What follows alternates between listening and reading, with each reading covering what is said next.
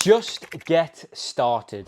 Millions of people around the world who are less talented than you, less educated than you, and less knowledgeable than you are running businesses of their dreams because they just got started and you didn't. My name's Jonny Garrett, and over the last 8 years, I have built up a British independent watchmaker into one of the top 5 watchmakers in Great Britain. I'm going to explain the pain and the difficulty and the suffering that I went through when I had to just get started setting up my business, because I know that the just word is one of the biggest mountains that you're ever going to have to climb. So the best place to start is to be able to take you back 8 years of exactly where I began. I was 25 years old and I was working in Britain's largest bank based in London. Although I enjoyed my job and enjoyed the people that I worked with, I knew that I ultimately had a burning desire right in the pit of my stomach. The best way to describe it was like a little itch and a little voice that every single day that you woke up, every single day that you brush your teeth, every single day that you commuted into work, every single day you caught up with your friends or your family, you just had that little voice that something wasn't right, that you were destined for bigger things, that you had to take action, that you had to just get started. And it starts to drive you a bit crazy, to be fair. It starts to become a very painful, difficult existence when you wake up every day and you feel like you don't have a purpose. You're not being fulfilled. You don't really know why you were put on this planet. And it's something which is a feeling that I really wouldn't want to wish on anybody, but it's something that, let's be honest, the majority of entrepreneurs actually go through. And I think the majority of people actually go through at some stage in their life. I think some people lock it away in a little box and don't take action at all. And some people do take action, and it's those brave ones that actually do live the life of their dreams, because they're the ones that are brave enough to just get started. So I was 25 years old. It was Boxing Day of 2016. And it just so happens that that night I actually had a conversation with a friend, believe it or not, in a local Wetherspoons pub over a Christmas drink.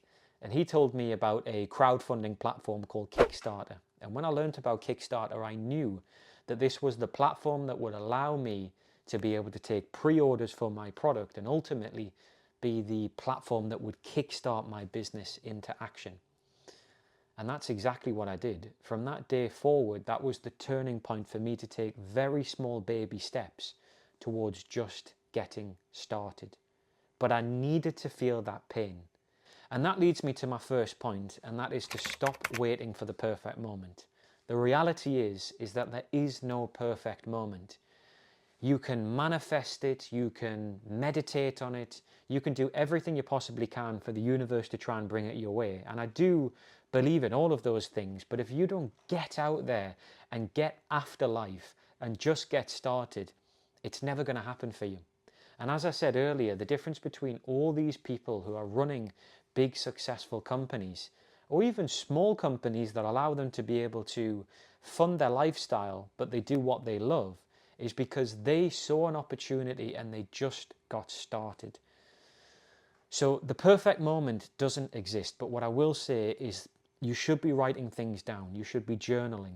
Every time you have an idea and you go to bed at night and you wake up and you have that aha moment, turn the light on and write it down in your book. Always journal and put ideas onto paper, because ideas can slip straight away. And I'm sure you've had business ideas in the past that could completely transform the world, but you just didn't get started. My second point is that it is not all sunshine and rainbows, okay? The first 2 years of running your business are going to be some of the most painful years of your life. You're going to have feelings of fear, of imposter syndrome. Am I good enough for this? What do I know about this? I'm not even educated in this. I don't have a degree in this area that I'm moving into. The truth is, guys, a lot of people in the early stages really are just faking it till they make it. Don't put these people on pedestals. They started where we are, or where I was, or where you are now, without any prior experience. So don't be put off by that. You learn as you go. It's almost like being part of work experience. You will learn as you go on the job. You will make mistakes, and you just need to make sure you don't make the same mistake twice.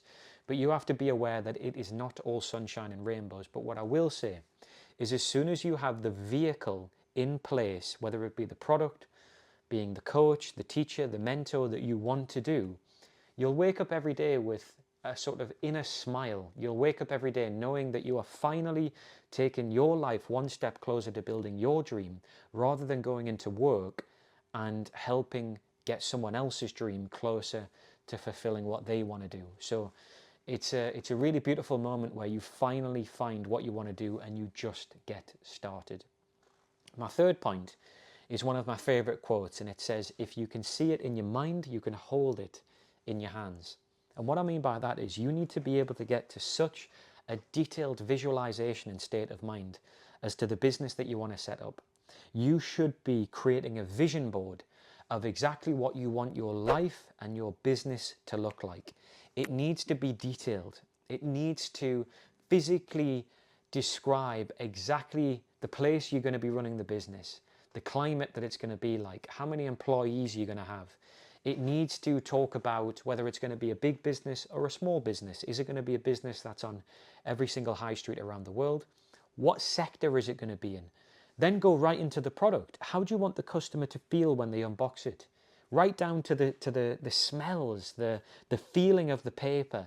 Is it a luxury business? Is it a minimalistic business?